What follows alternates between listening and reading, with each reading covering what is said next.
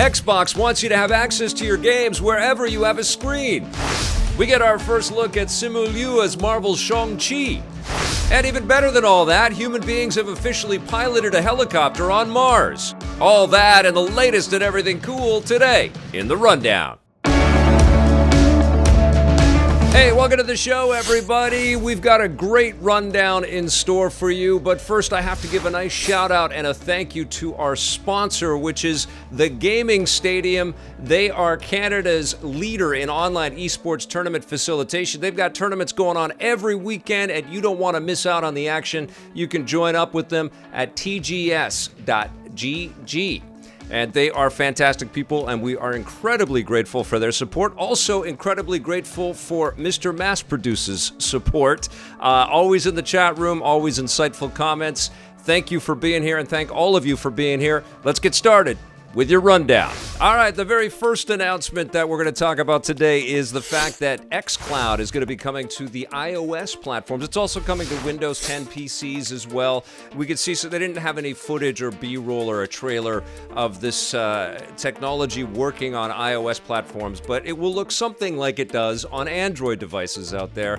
And of course, what this does is that not only does it put Microsoft and Apple kind of in a partnership again, they work together on a numerous amount of projects out there, but of course it expands the overall footprint and the audience that can enjoy Xbox experiences and Game Pass experiences wherever they have a screen. There's a lot of iOS users out there that have a big iPad that they can hook up an Xbox controller to, or a PlayStation 4 controller. I think it's pretty open-ended. There's lots of different ways that you can control the games that are going to be available through xCloud, which is pretty remarkable. You can also have touchscreen controls with some of these massive AAA titles, but of course xCloud and ID at Xbox has a really great initiative for all kinds of cool indie games out there.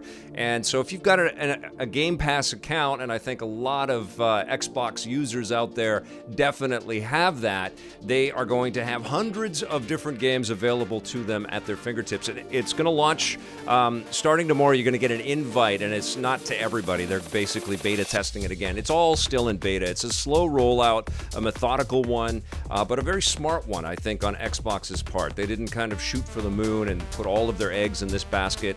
They've slowly been growing it and fine-tuning it. And so if you are in the beta program, you'll get an invite, and then starting tomorrow, you're going to be able to log in and start playing your Xbox games on your Windows 10 PC or your iOS device, which is unbelievable to me. It's really, really cool. I've asked for an invite. I don't know if I'm going to be able to get one. I am kind of an Apple user over here. I've got iPads and things like that I like to game on, but it's exciting, man. It's like a whole new audience that is going to be finding their way to a lot of this game and to this service, and hopefully it all runs quite well. The thing that's interesting about this, though, is that on iOS devices, it's all run through the browser currently. You don't use the Game Pass app or the Xbox app. You have to kind of log in through the browser. But that might just be early days as they kind of fine-tune everything. I think what's probably going to happen is that there's going to be, especially with the lawsuits and stuff that are going on with Epic Games and stuff, there are a lot of eyeballs on digital partnerships and account-based services and things like that. And clearly Apple and Amazon have got some kind of a relationship out there that Microsoft can leverage against and say, well, how come you can play nice with Amazon, but we can't do stuff here with our gaming platform? So I think a lot of that stuff's going to get worked out, and it will just improve. And, it's going to be crazy. We're going to be able to access our libraries in lots of different places. And then once Xbox kind of finesses this and fine-tunes this, of course, Amazon's got Luna coming out pretty soon. Stadia, they're still locking up games and still promoting the service as a digital streaming solution out there, but I think a lot of the shine is off of that product. But Facebook is entering into the marketplace, and certainly Sony will likely turn some dials on what PlayStation Now is capable of now that they're going to see these other ascendant competitors out there. But, this is pretty exciting for anybody that's got a Game Pass account and an iOS device in their household, and I think that's probably millions of people. I think there's also millions of people that are very curious to find out how this new Marvel movie is going to turn out. Marvel dropped the teaser trailer for Shang Chi and the Legend of the Ten Rings today, starring Simu Liu. I'm trying to get all of the names correct here. And the trailer is a lot of fun. Awkwafina is in there. I'm a big fan of this actor, and it looks like there's going to be some, nice comedy interspersed with a real sense of humanity. And then, of course, a tremendous amount of unbelievable martial arts action. And it does look like, a lot of the martial arts pictures that we've seen over the years, fused with a lot of the over-the-top sort of comic book special effects and wicked action sequences that we also come to expect out of movies in the Marvel Universe. We see a young Shang-Chi training.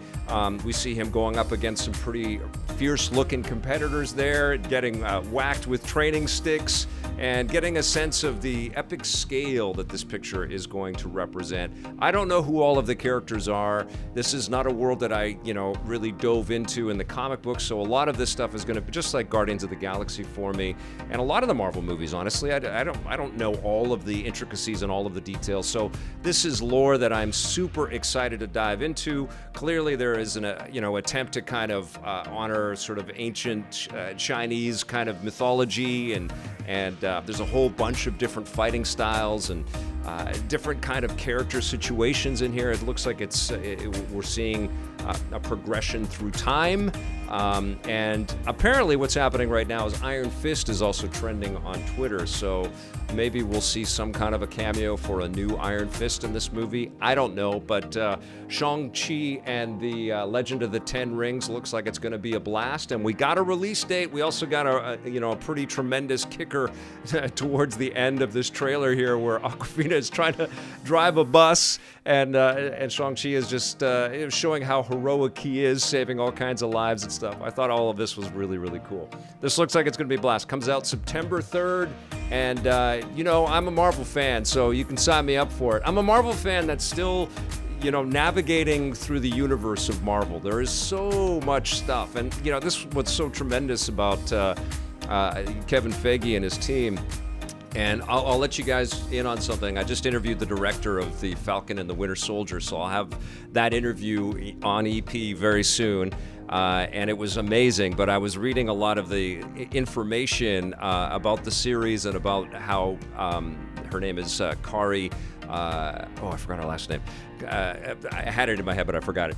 But she had to work with Kevin Feige and this whole team. And of course, Kevin Feige has produced 23 Marvel movies, and they've raised more than 23. They've earned more than $23 billion. So it's basically every time he steps up to bat, it is a home run every single time, and nothing in the history of Hollywood has ever come close to what is going on right now with the MCU. And apparently the shows are doing just as well out there right now. So it's just insane. So I had a great conversation with Kari. I forgot her last name. I'm sorry I did, but you'll see that interview very soon, and we're all going to be able to see Shang-Chi very soon. Now, that stuff is super exciting. It's awesome to get lost in all of this wonderful escapism, but of course, something happened in reality that feels like escapism.